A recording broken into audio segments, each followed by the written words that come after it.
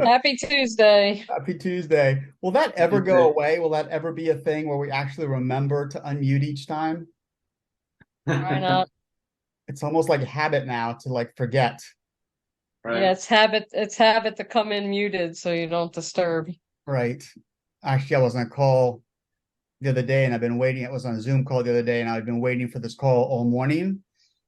I thought I was on mute. I picked up the phone, started talking, and all of a sudden I get blasted by like 8 people doing direct message. We can hear you. We can hear you. We can hear you. It's like, Oh okay, no. sorry. Oops. So, Hey everybody, how you doing today? Doing great. Gosh, I Terrific. haven't talked to you guys in a long time there, Jane. Oh, I know.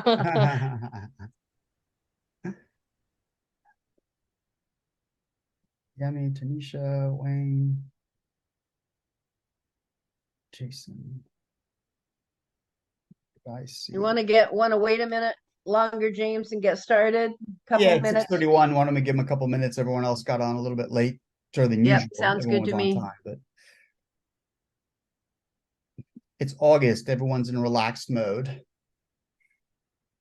Everybody is in its too darn hot mode. It's the dog days of August, dog days of summer. Yeah.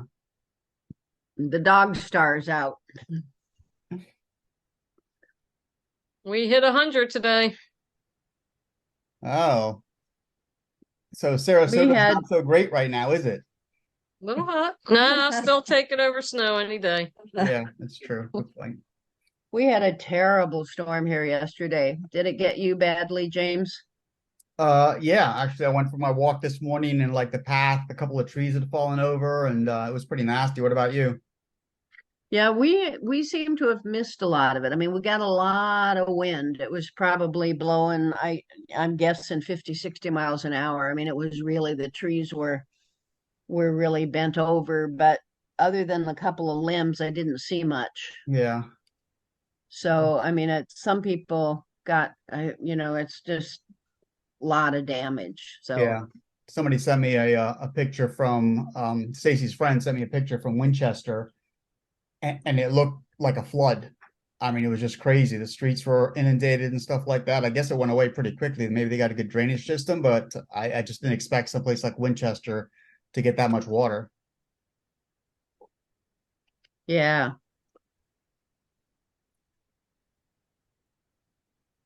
If you guys want to get on your cameras, I think Jane's going to give something away for free. Is that right, Jane? Wait, what? Yeah, we can do that. Oh, here they come. Oh, there you go. Hi, Lisa. Who else is doing their picture? Hey, Wayne, you in your car? Yep. All right. So I see a Jane Irwin and I see a Jane in one. That's kind of interesting. Or maybe it's Jane Irwin too. You guys on there twice? Maybe not. I see just oh, it's the LCD thing. It's Jane Irwin. Never mind. Okay. All right. So it's 6:34. You want to go ahead and get started? Sure. So welcome everybody to Passive Cash Flow for Life Teaching Tuesdays. A lot of you are repeats and some of you are new, but welcome. We started this about 4 months ago and maybe 5 months ago. And we started this in January. All right, so what do we get now? August, so 7 months ago that we started. And we've been putting together kind of these quick 15, 20, 25-minute, 30-minute kind of presentations on a bunch of different topics to help everybody else out.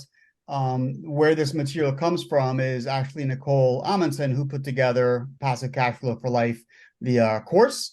She's been teaching it for about 11 years. About 3 years ago, we got together and decided to put it online. It just seemed to be a lot easier for people. So we have students like in California and Arkansas and stuff like that, as opposed to before, we were basically limited to Baltimore, Washington area where it is that we both live. So it's gone off really well. So this is kind of an opportunity to kind of give back. And then if you want more information, we've got a free webinar that we'll put the link up for at the end. It's got more teaching on there as well. But Nichole has been doing this for 25 years, has thousands of units across the United States, across 11 states, and is a phenomenal teacher. So Nichole, I'll pass it off to you. All right. Thanks, James, for that kind introduction. So just for those of you who don't know, James and I and Jane and Sharon are been partners here for a while, and so James and I do a lot in commercial real estate, mainly multifamily, and Jane and Sharon are our partners over in the residential. So we do this for a little bit in commercial, and then we turn it over to Jane and Sharon, who do a presentation on residential. And so you're invited all to stay. And today they have a presentation on from a gentleman who does a lot of investing in Puerto Rico. So today what I'm going to talk about is probably not the most scintillating topic you've ever heard. We're going to talk about types of syndications. So I'm going to go back and talk about a couple of things we've talked about in the past, just to kind of set this up a little bit. But a syndication is when a group of investors put their money or their talents together to jointly purchase a large real estate property. Syndications can also be used in businesses to put businesses together to where everybody brings something to the table. But typical kinds of syndications are for the purchase of apartments, mobile home parks, land, self-storage, and other kind of assets. And so when we start talking about syndications, there's two general players. There's the syndicators, or the people who are putting the deal together, and the passive investors. And there's in most syndications, there's at least two classes of owners or investors in the deal. There's the syndicator, who's typically the manager of the syndication, who's putting the deal together. And there are people who are going to be kind of the passive, who are going to invest their money and expect a return. So that second piece of the passive investors expecting a return on their money typically means that most syndications, if not all syndications, are managed, or you have to manage them under the rules of the Securities and Exchange Commission. And if you kind of look at the rules, that a security is some kind of financial instrument that can be traded. And so there are types of syndications that are publicly traded, and there are types of syndications or things that are privately traded. Most of the public ones are the things you see on the stock exchanges and other things like that, and they are put together with people who have securities licenses. We generally don't. So we're generally working over in the private side, or in the side where we have some rules that are going to that we have to abide by. So in the United States, most countries have something similar where you have to register in some way, shape, or form with the government that you are putting together a deal and that you are using investors. But we are generally talking in the United States. So it generally covers all financial assets and breaks assets down into types of categories. So there are three general areas of securities. And if you want to know more about this, you can go back to one of our previous Teaching Tuesdays where we talked about this more. But they're equity securities where what the passive investors gain is that they are part owners of a property. So they have equity in the property. And there are debt securities, which include bonds and banknotes or lender documents where basically they have what you owe them is similar to what you would owe on a note for a house where you have where you are under a contract and you are paying a certain amount every month. And then there are things like derivatives, which are not a direct linkage to a property, but they are a derivative. So they are a step away. And those include things like options and futures would be known as derivatives. So again, if you want to know more about these, you can go back to one of our previous Teaching Tuesdays. This is also on that previous Teaching Tuesday. So what I want to talk about here is what makes something a security. So when we're talking about syndications, if it's a security, then it's going to be ruled, we have to follow the rules of the Securities and Exchange Commission. And there are 4 rules that any security generally meets. And this came from a 1930s very famous Supreme Court case called the Howey case. And it's the Howey test. And there's 4 things. And so to make something, so something's a security, money is invested. There is the expectation from the investor, or in this case, the passive investor, that they're going to earn a profit. They expect that the money they give you is going to earn them a profit. The third item is that it's a common enterprise. So there are typically more than one investors in this. And the thing that gets most of us, that drives a lot of things over into being classified as a security, is this 4th item, which is that profits are generated via the efforts of others. So what that typically means is that your investors are passive. They don't have any input into what you do to make them a profit. So they are expecting the work you do to generate a profit for them. And that tends to mean that if you are borrowing private money, even on one deal, a single family deal, and from a private investor, and they're giving you their money and they expect a profit, and they don't have any say in what you do or how you do it, it is a security. And I think a lot of single family investors don't recognize this, and it can get them into trouble. So now we've kind of set the thing. Now let's talk a little bit about the responsibilities of the syndicator.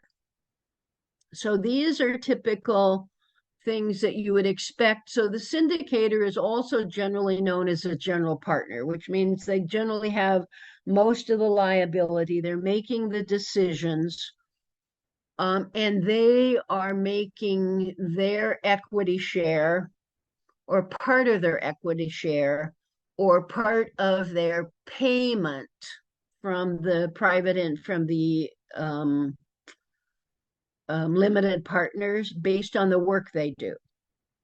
So here is typically the things that you expect a general partner to be responsible for.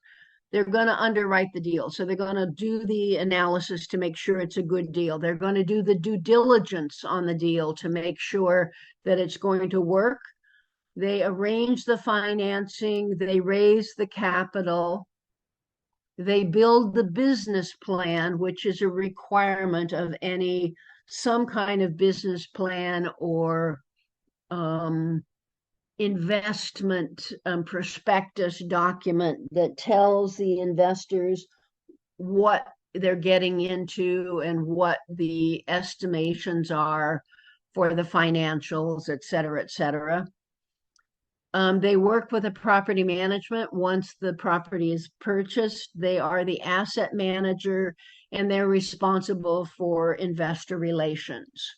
So they're basically doing a lot of work. So most of us are in this business who are on this call are likely to be the syndicator. They're generally going to be the general partner. And here are some of the typically the jobs that you are going to do. Okay. So what do the limited partners or the passive investors do? They're going to provide some or all of the capital needed to acquire the property. In exchange, they receive ownership shares or they receive debt, a contract where you owe them their money back plus a return. By owning a piece of the real estate property, passive investors are going to receive some kind of income in the form of a distribution from the asset. And those can be monthly, quarterly, annually, and they get part of the cash flow on a monthly or quarterly basis based on what the property is doing, and they get a return on their investment when the property is sold or refinanced. So they also get, as you hold the property longer, they are an equity investor, then they achieve more return on their money because you're paying down the debt. There's some appreciation on the deal, and there's some tax benefits. All of those 3 items are one of the reasons why passive investors are going to sign up to a deal like this, because they're typically higher net worth folks. And they want tax benefits, they want appreciation, they want a better than average return on their investment. In a debt syndication, they just receive the payments. Okay. So as you see, they're not doing any work. They are not involved in the decision making. They're generally passive in this, and we generally are going to be sending them reports. We're going to be having occasional calls with them to let them know what's going on with the property, etc. Okay, so we are going to talk just a little bit about the different types of syndications here, all right?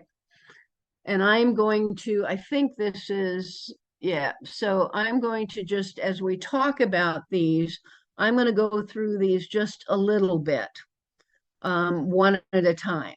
So a waterfall is not that common, but when you read the literature, you would, at least in my experience, that's not common. But when you read the literature, it would seem to be that there's a lot of people who are getting waterfall syndications.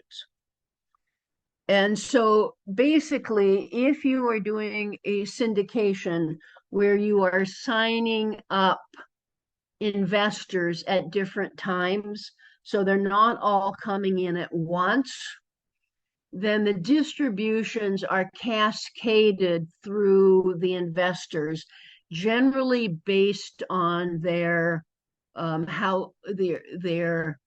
how long they've been in the deal. So the earlier investors are generally going to get a better return.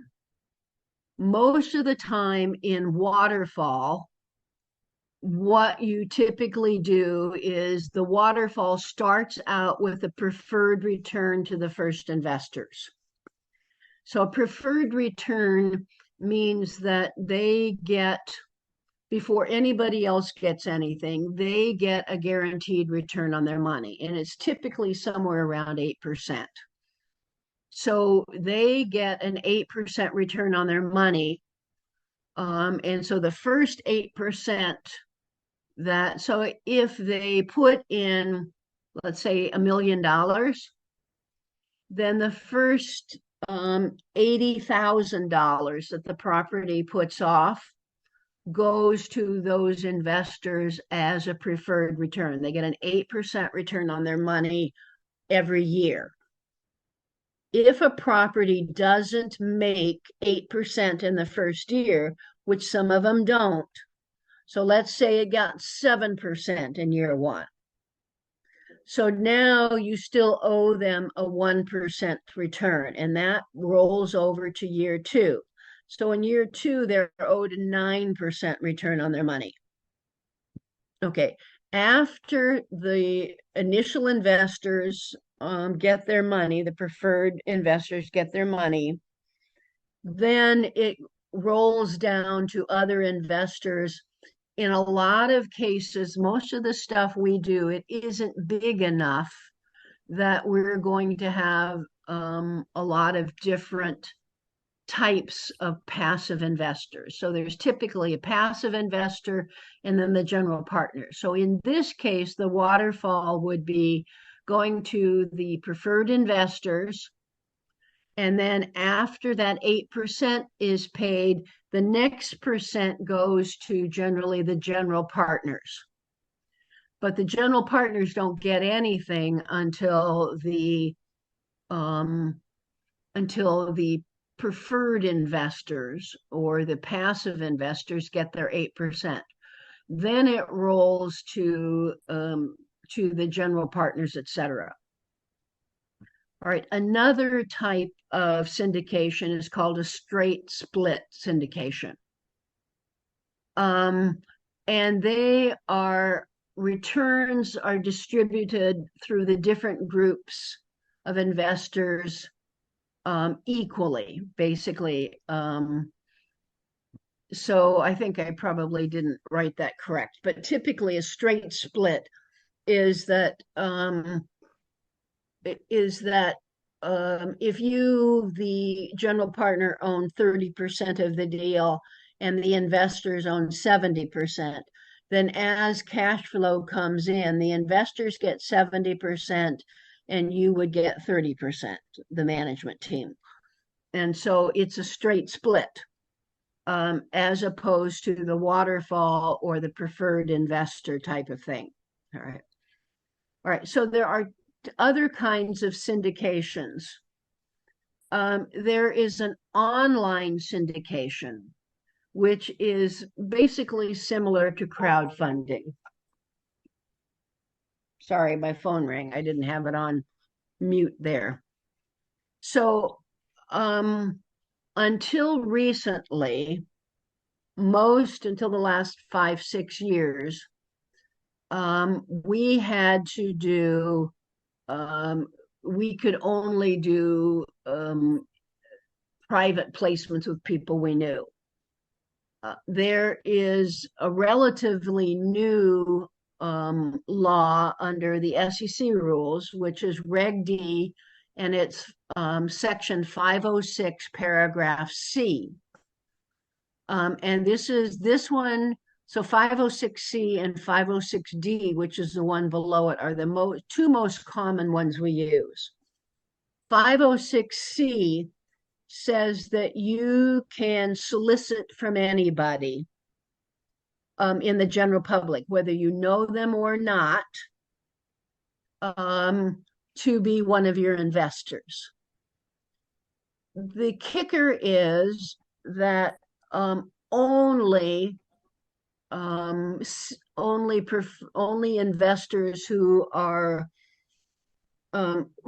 considered to be to have the assets can be part of that deal.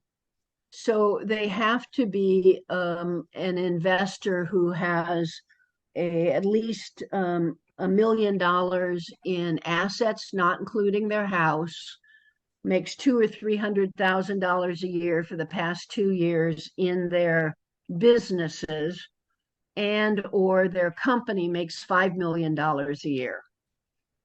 And so those are investors that, and they have to be able to prove that they have these assets. And so before you can take their money, they have to be able to prove to you through tax returns or through bank statements that they have these kinds of assets. And a lot of investors don't want to show you all of their bank accounts and stuff like that.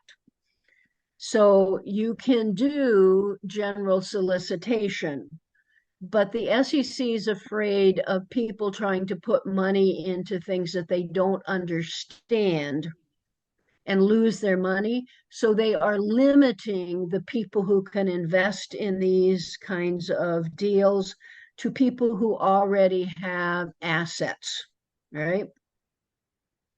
As opposed to an offline syndication, which uses the regulation D, 506D. It's also known as a private placement. And in these deals, you are using your own network to fund deals. So you already know these people. It's a private placement. You are only getting information. You are only soliciting investments from people you know, from people that you have a previous relationship with. And the idea here behind this with the SEC is that if you know these people and have a relationship with them, you have some idea about their knowledge about investing, about how well off they are, whether they can afford to lose money if the deal goes bad. And so the emphasis is placed on you having a previous relationship with these people, right? And the rules for both of these are laid out fairly clearly in the Securities and Exchange documentations about what kind of rules you have to follow. Now, I am going to back up here for just a minute and try and say something here. Most syndications are done through people who already have, they're offered through people who have securities licenses. So they've been through schools, they've taken tests, they have certifications. And so with those people who are selling these securities, the syndications, the securities, there are general rules. If we don't have securities licenses, the only way we can do syndications is through an exception to the rule that you have to have a license. And those exceptions are what is laid out in 506C and 506D. So you are working on an exception. And if you don't follow the rules of those exceptions to the T, you can find yourself in trouble, which is why people who are doing syndications typically are using syndications attorneys, or they sure should be. And you're trying to make sure that you are in compliance with the rules of that exception that you're going to be used. You typically cannot use both exceptions in a deal or more than one exception. You have to pick one and stay with it. All right, that's enough said about that. So an entitlement deal is not used quite so much. But if you think about a typical entitlement deal would be something where somebody's going to do some kind of development. And you are syndicating, so you are gathering money from investors that you are then going to use that money in this development deal to do all of the pre-work, to get the to buy the land, to get all the permissions from regulators, to go through all of the county and regulatory rules, and so that you have you typically, because before um, the county or the city will approve your plan, you typically have to have architectural drawings. You typically have to have done, in a number of cases, you will have had to do wetland surveys. You'll have to have done a phase 1 environmental. So you have to have done a lot of work to get all of those permissions.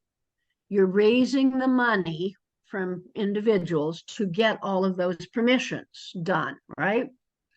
When you have all of those permissions, you typically are selling that deal to a developer, and now you're paying your investors back.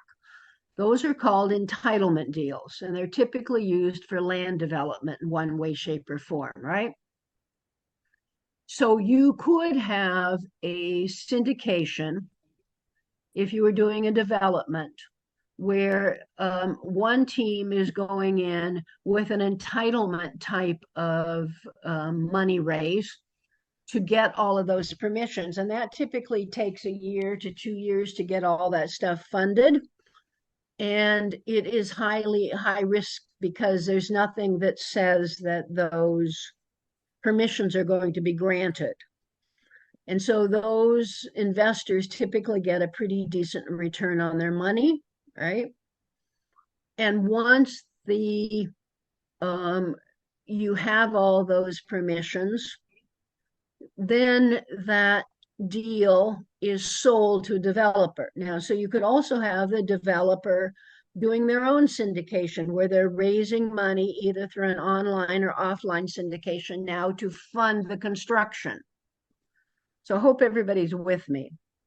All right, so the next three are not, they're,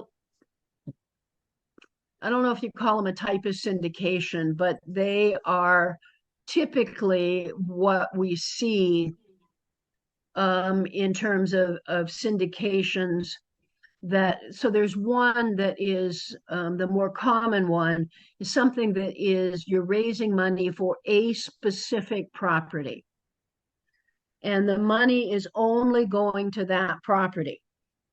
When you're new to syndications, you probably are going to be better off trying to raise money for a specific property, because now investors can see exactly what the property is, what your business plan is, where it's located, et cetera. And so they're a little more comfortable. They're putting their money into a specific property, as opposed to something that's a blind pool, also known as a diversified single family fund, which is an SFR.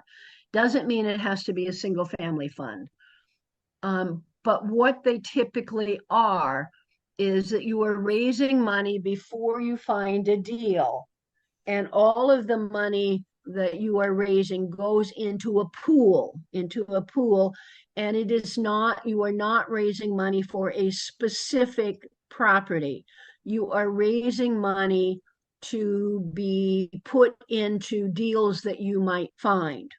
Now, most blind pools are going to have in their operating agreements information about the types of properties you're going to buy. So example, you are looking for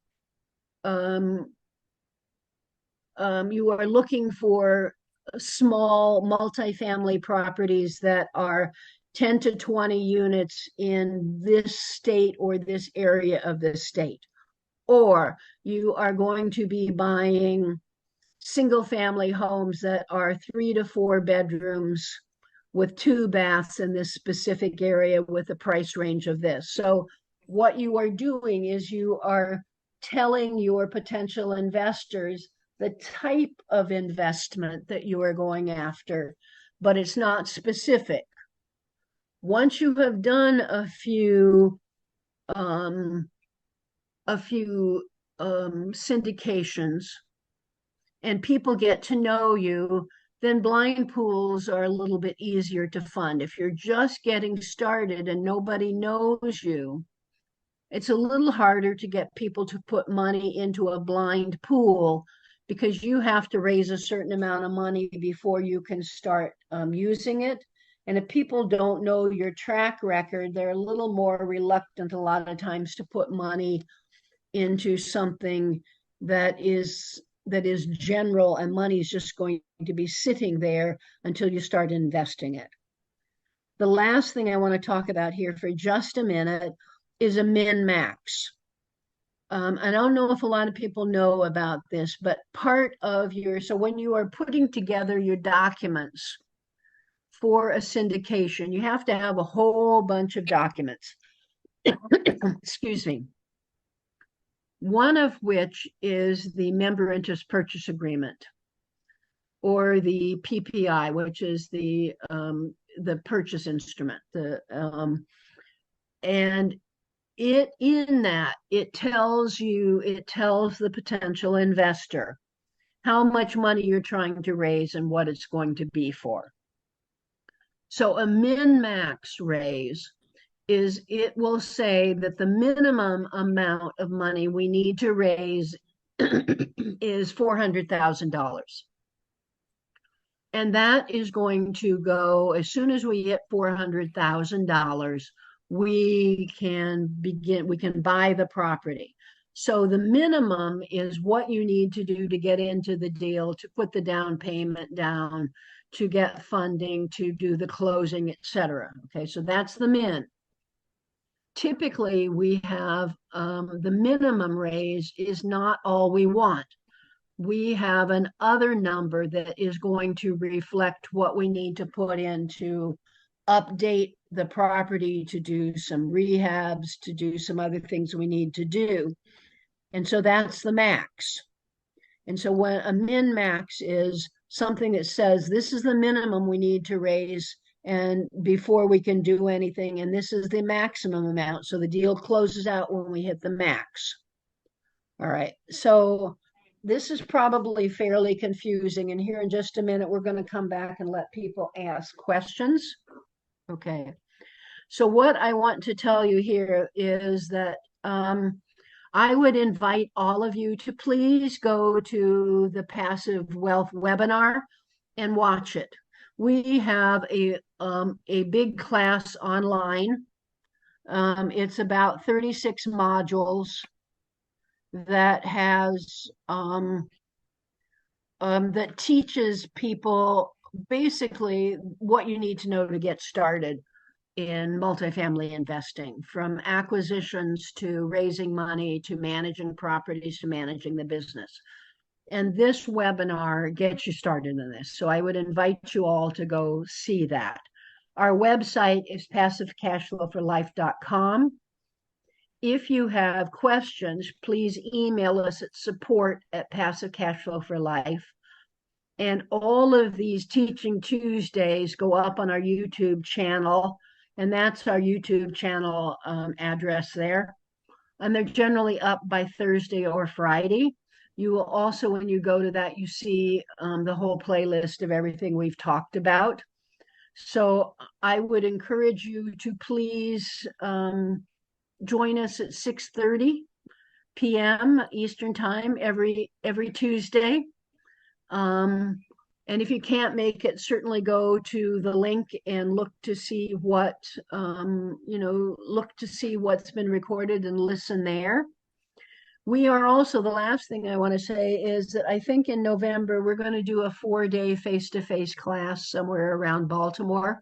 We're just talking about it, but I think that will be, we're going to try and take everything that's on the website and hit some of the highlights of it.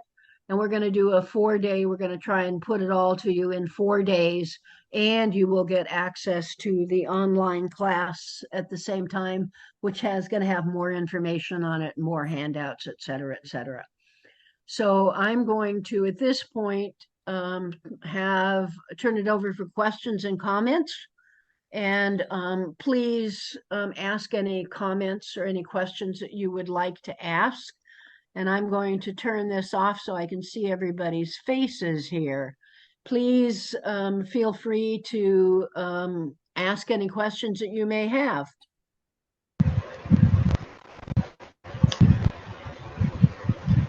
Rachel, have you got a question there?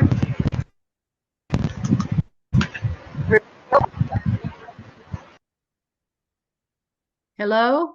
I guess not. All right, this is the time where it's the interactive. So please ask your questions. No, thank you. I'm sorry. No. Okay. Did you have a question or was it just a okay, I guess he didn't have a question. No, I didn't have a question. I would just actually just got into the group, so I was just getting in here, I guess. All right, well, welcome. What's your question? Thank you. Oh, I really don't have a question at this time. I'll wait. Okay. I'm sorry I misunderstood.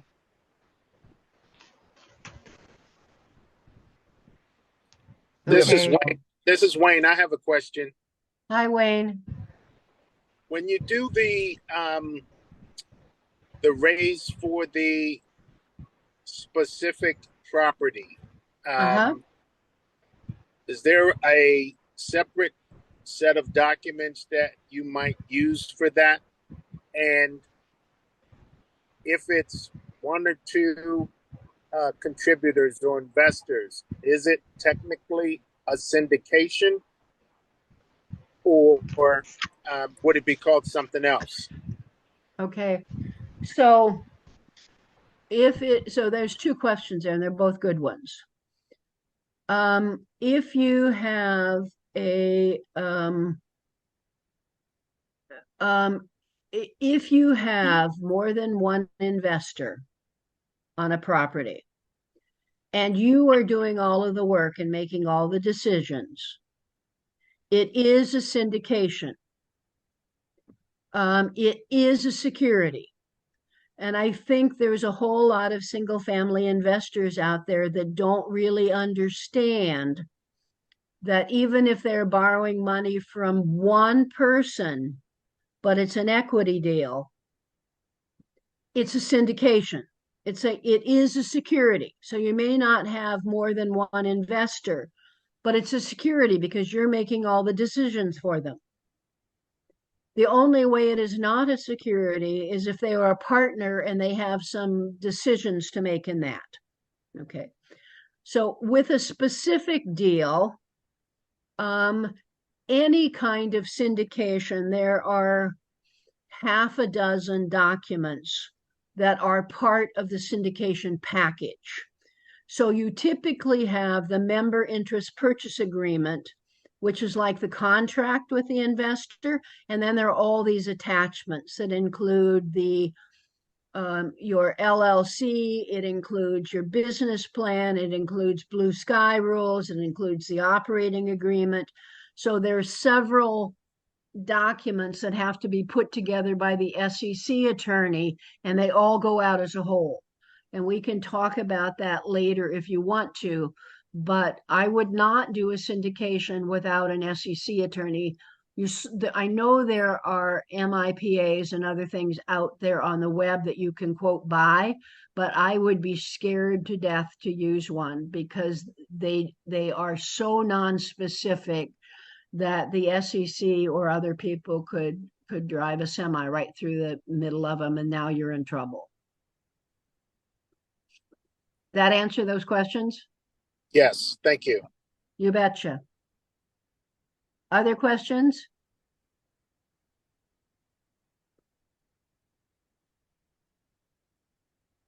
So Nichole, maybe for someone that is just starting out, maybe they've done nothing, maybe they got a 4-unit, an 8-unit, and now they're at the point that they want to syndicate. What do you think the most important thing, or maybe a couple of really important things they need to do before they start thinking about making a bigger syndication? I'm not sure where you're going with that. So why don't you jump in here and tell me what you're thinking? So I guess a lot of people freeze at the idea of going out and raising money. So maybe they've got a fourplex or an eightplex or something like that. And then I think what ends up happening is that because the SEC is out there, they get a little bit concerned about how to specifically go out and actually do it. And I think the answer to that would be twofold. One, either get educated and figure out how to do it properly by someone that's done a ton of them before, or number two, you can do the same thing and try and partner with someone that has already done a syndication before is usually the easiest way to get into it. Now, if you educate yourself, you get to keep most of the money, right? if you partner with somebody and you're brand new, chances are you're not bringing a lot to the table. You'll get to look over somebody's shoulder, which is really invaluable. But you'll just get a chance to really get some experience. So you've got a couple of options there. Either learn how to do it yourself and get some guidance, or join someone's group that maybe is doing a small syndication and see if you can get in there and kind of look over their shoulder. Those are good things. Yeah, I think the first one is kind of scary because you really don't know what you're getting into. Mm-hmm. But most SEC attorneys are pretty good at walking people through these things. And I have a great SEC attorney who loves to teach. I mean, he's a big shot, but he likes to deal with people who are kind of getting started because I think he likes to help people through things. And help you. And they develop the documents for you. So they typically have questions you need to answer, but it's not as scary creating all the documents as you might think, but you do have to follow the rules. You do have to follow the rules. I think this is probably the main thing is to go out and network and find people, start talking to people about what you're going to do and what you would like to do. So you have some people in the waiting room when you find a deal and you have a relationship with people. So it's not quite as scary. All right. Other questions? Hi, my name is Linda. Um, I'm not a active investor currently. I am an investor as a limited invested as a limited partner in a deal out in Tennessee. Okay. Um, I I think, that question of, I haven't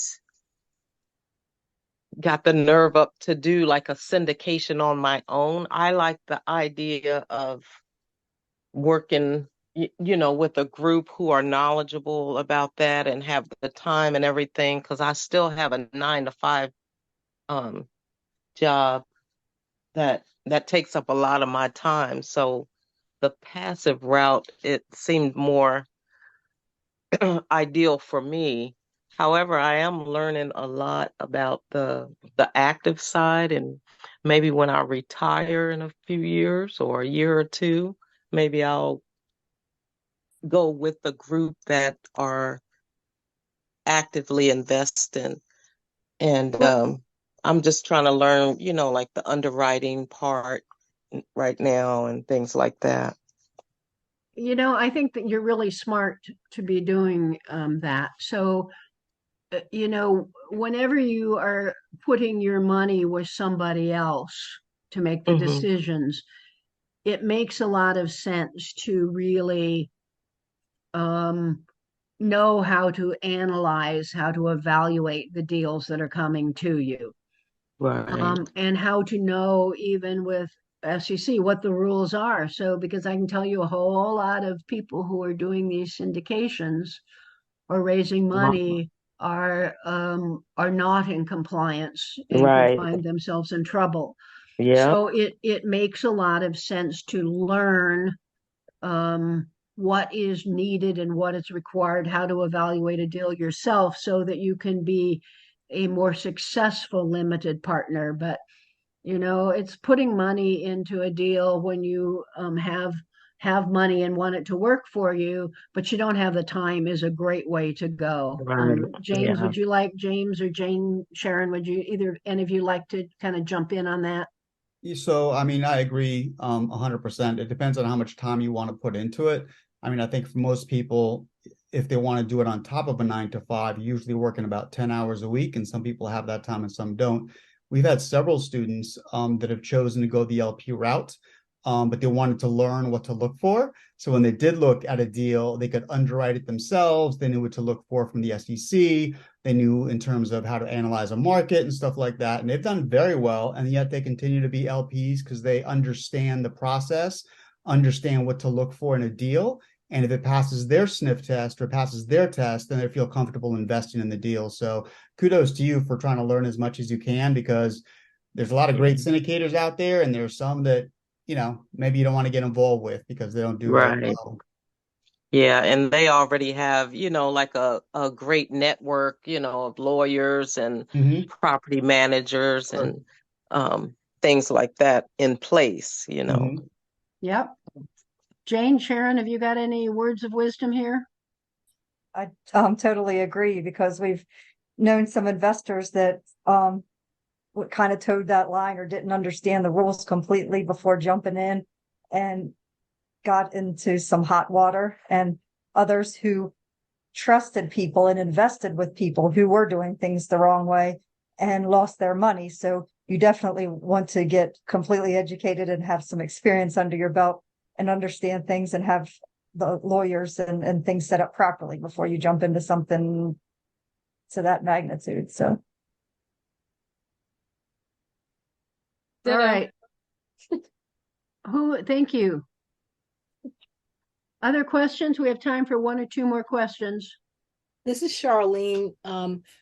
I don't understand the math part of it. Let's say you go to and you get commercial funding, and let's say it's like between 8 and 10, for an example. 8 to 10 what? The rate, the interest rate. Okay, the interest rate. Okay. Yeah. So versus, okay, so you're dealing with a bank. And also my question is also the pros and cons of bank versus syndication for the investors. So then if you were doing the syndication, and let's say you have 3 people interested in joining. So if each of them got 8%, that would be 8 times 3, right? Okay, I see where you're going. So Okay. So here's the thing.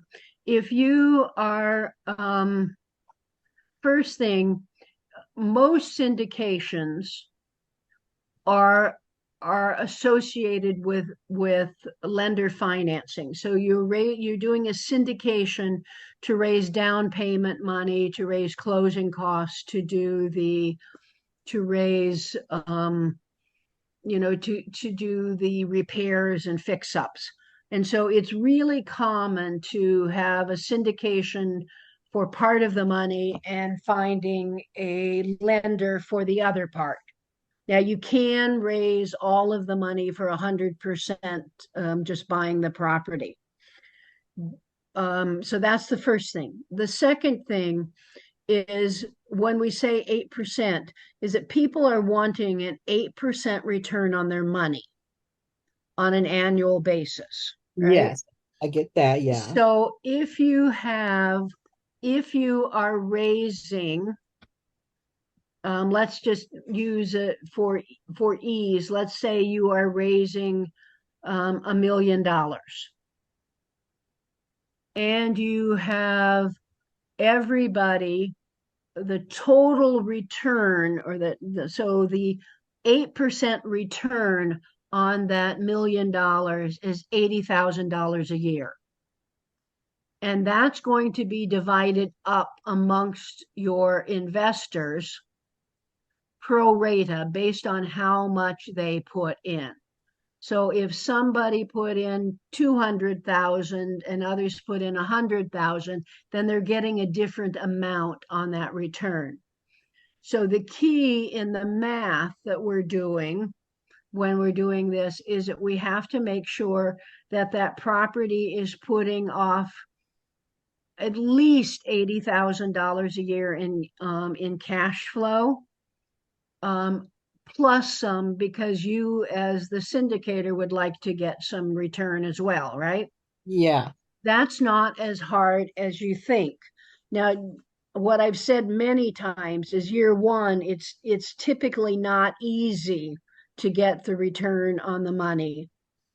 But years 2 and 3, as you're doing things, you can get there. But that's why we underwrite a deal. We figure out how much we can pay for the deal, how much it's going to bring in. We think what our expenses are going to be, and can we get to the number we need to get to be able to be comfortable buying that property. That's a whole bit of what we are teaching when we're talking about acquisitions, is how do you underwrite those deals? So how do you figure out how much it needs to make, and can the property make that? And it's not as tough. It's not as hard as you think it is. It's actually, it's actually not. I don't think it's all that hard, but I've been doing it a few years too. I mean, you have to learn the process, but it's real doable. It's real doable. James, Sharon, Jane, any comments? Did that answer your question, Charlene? Yes, except for the comparison to the bank part. And so let's say that the person goes to the bank and they get a rate. And well, it's the same process. You're figuring out. Okay, so the way this works in underwriting is that you are going to have, so let's say you've got some bank financing and you've got a syndication. So in the most simplistic of terms, you figure out what your income is going to be for the year, given the number of units, subtract out the expenses, the taxes, the insurance, the management, etc. That leaves you with a number which is called the net operating income. Yes. Now I'm subtracting from that my loan, my mortgage and interest on the loan. That gives me another number. And that number, after I've subtracted out the mortgage and the interest on the mortgage, is my cash flow. Yes. And the cash flow, I need to look to see how much my cash flow is for that year and see if that is enough to get my investors their 8% return plus me a return. And if it's not, I need to get the deal cheaper. I need to figure out if there's ways I can get more income. I need to walk away from the deal. Okay. Does that get there? Yes. Okay. I think the one thing I would leave everybody with is that by far your first deal is always the hardest. It's a little bit of an unfair business, if you will. But once you get that first one done and kind of get past the fear, if you will, or even just doing it the first time, becomes a lot easier. Brokers start to call you and stuff like that. But the first one's definitely the hardest. But if you don't do the first one, you'll never get to the second and the third and the fourth, right? So at some point you have to kind of bite the bullet and go out there and just get it done. But that's also why you find people who can help you. Why the first one through, commercial is not as easy as residential. The rules are different. And so, I really think you benefit when you're doing your first multifamily deal to work with somebody who's been down that road before, that they can help you kind of do that. You started to say something, Charlene?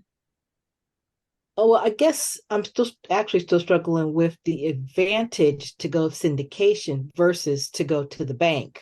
Okay. So if you have a good down payment, if you're buying a $10 million property, let's say, or you're buying $1 million property, you're going to have to put down between 20 and 25%. So that's going to be somewhere between $200,000 and $250,000 plus closing costs.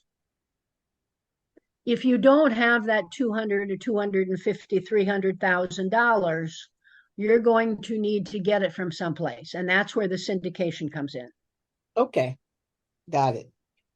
Okay, I think we need to kind of leave it there. And I'm going to, so next week, I encourage you all to go look at that webinar to sort of get a sense of what we do. Next week, I'm going to be talking about different kinds of loans and when you use what. These are loans with banks and other kinds of loan instruments, okay?